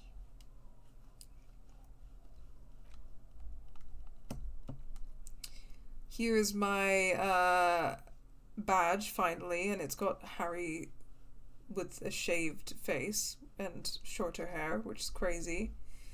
Thick blue piece of acrylic covering a thin leaf of paper with the officer's name and rank. Oh, Layla. Layla, you're in front of the screen. The officer's name and rank on it. Next to the writing, you see a man stare back at you, a younger version of you, already disintegrating inside, but still presentable on the outside. Tape, smallest church in Saint Sen. The tape you found from a shack on the coast. The A-side has smallest church in Saint Sen written on it, while the B-side is supposed to contain the instrumental version. Requires a boombox to play.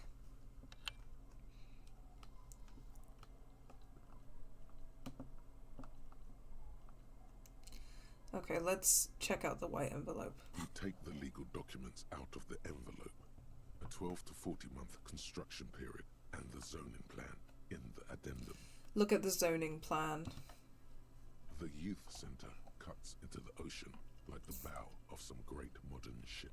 Apparently, it's going to cover most, if not all, of the street and the square between the existing houses. It's 3 stories tall. That doesn't sound good. Kim, what do you think of this? I'm no property lawyer, but it looks fine. I like the print size. They're not selling or leasing anything. It's not a perfect solution, but... Okay, logic check. Try to find a loophole in the deal. Hold on.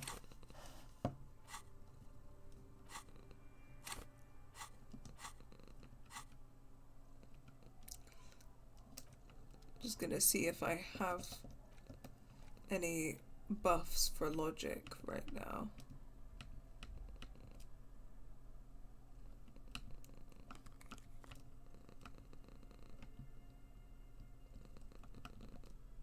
Okay, well, not to wear the racist hat, but I'll just do it for a second.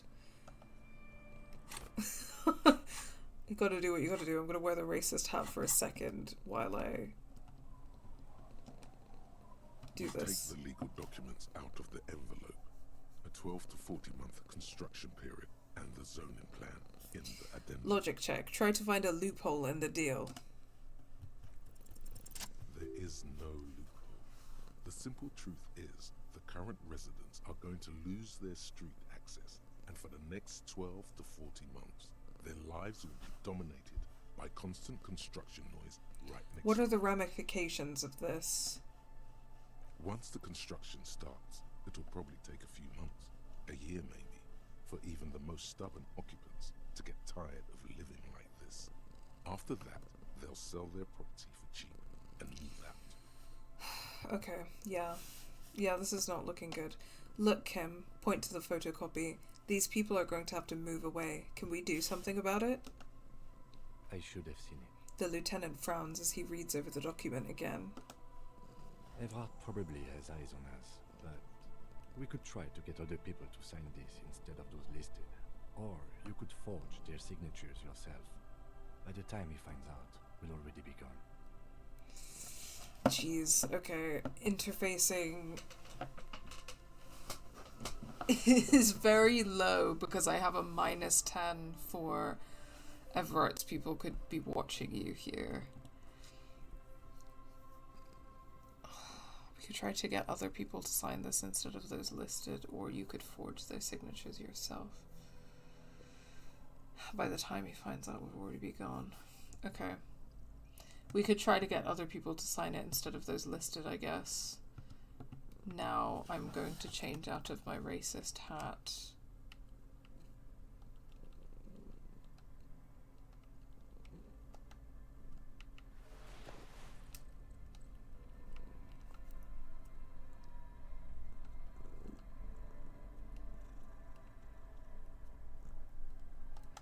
Back in my sunnies and my beanie.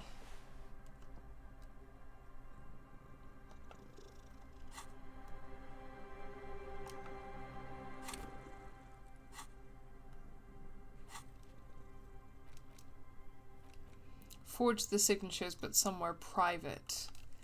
Ah. Hold on a second then.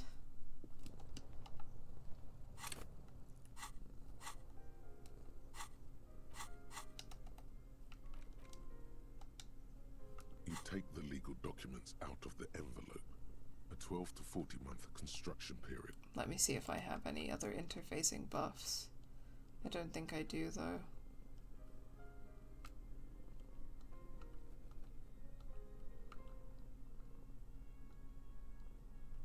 Yeah, I think these are already giving me +2 interfacing.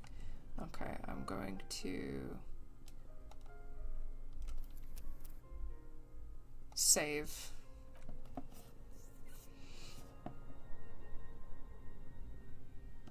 And now I'm going to try it.